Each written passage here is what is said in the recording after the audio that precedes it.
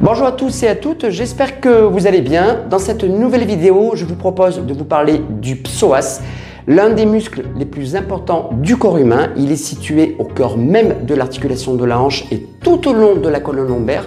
Parfois considéré comme un muscle poubelle, pas toujours à raison. On va essayer d'analyser et de bien comprendre son fonctionnement et pourquoi il faut le travailler, mais surtout l'étirer. Et on en parle tout de suite.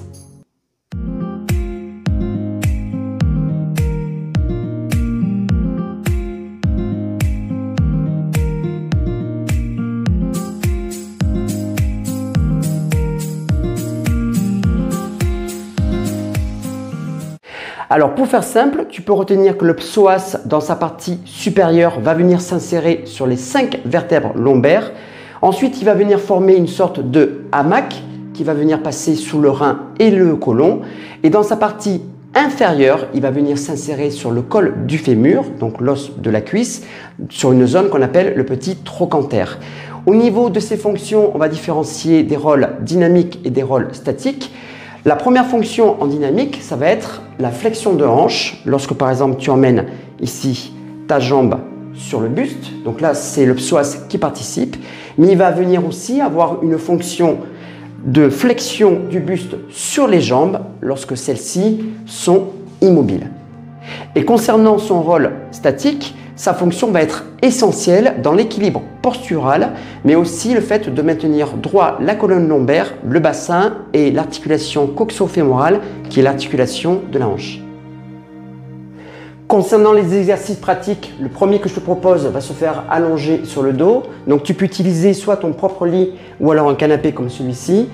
Et dans un premier temps, je vais m'installer plutôt au bord, donc du lit ou du canapé, les deux pieds en appui. Et je vais ramener donc une première jambe ici contre poitrine, donc jambe fléchie. Ensuite, je vais laisser étirer et tendre donc la jambe opposée, donc celle où je vais avoir l'exercice d'étirement du psoas. Toujours dans la phase de l'expiration et je vais pouvoir rester de 20 à 30 secondes. Donc là, dans cette posture, on sent l'étirement également de la colonne vertébrale et l'allongement de la jambe. Donc on cherche à s'autograndir. Donc 20 à 30 secondes, tu peux faire de 3 à 4 fois de chaque côté. Alors on peut faire également une variante. Donc là, à ce moment-là, tu te mets un peu plus encore sur le bord au niveau de l'extérieur, du lit ou du canapé. Donc même principe, j'emmène une première jambe au niveau de la poitrine et l'autre, on va venir à la mettre, donc non seulement tendu, mais un peu plus vers l'extérieur. Donc là, on peut ressentir l'étirement du psoas de façon un peu plus intense. Et au niveau du temps, tu resteras toujours pareil, de 20 à 30 secondes, 3 à 4 fois de chaque côté, sans rester en apnée, en respirant toujours profondément pour que ce soit efficace à 100%. Le deuxième exercice que je te propose pour étirer le psoas, il va se faire au sol. Donc là, j'ai mis un tapis, mais la chose la plus importante, c'est de mettre éventuellement aussi un coussin pour protéger l'articulation du genou. Et ensuite, je viens me placer en posture de fente, comme ceci. Et je vais venir faire avancer la jambe de devant, ce qui va impliquer ici l'avancée du bassin vers le sol. Donc on fait glisser le bassin vers le sol. Le genou ne dépasse pas l'articulation de la cheville pour protéger l'articulation. Et à partir de cette posture, je vais venir basculer le buste vers l'avant, donc le dos bien droit, la colonne vertébrale bien étirée, en essayant de faire toucher les extrémités des doigts au niveau du sol. Donc là, on sent l'étirement du psoas. Je vais pouvoir rester de 20 à 30 secondes de chaque côté, répété entre 3 et 4 fois.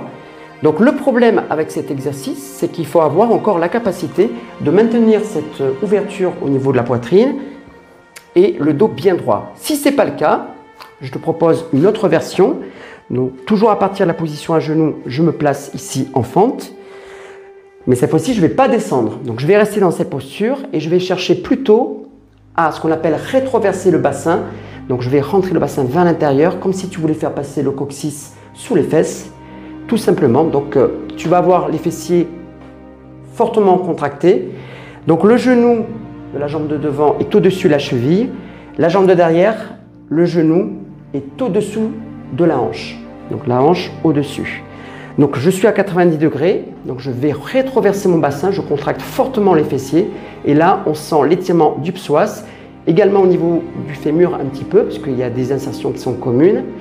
Et pour accentuer ton ressenti d'étirement du psoas, tu peux éventuellement lever le bras ici sur l'inspiration. Et sur l'expiration, je vais faire une légère inclinaison sur le côté. Donc là, il va y avoir une ouverture au niveau des côtes. Et toujours pareil, je vais rester de 20 à 30 secondes. Et le fait de faire ça, eh bien, ça va accentuer ton ressenti d'étirement du psoas. Et ensuite, je reviens. Voilà, j'espère que ces deux exercices t'auront plu. N'hésite pas à le faire régulièrement. C'est vraiment un muscle majeur, le psoas. Il ne faut pas le négliger.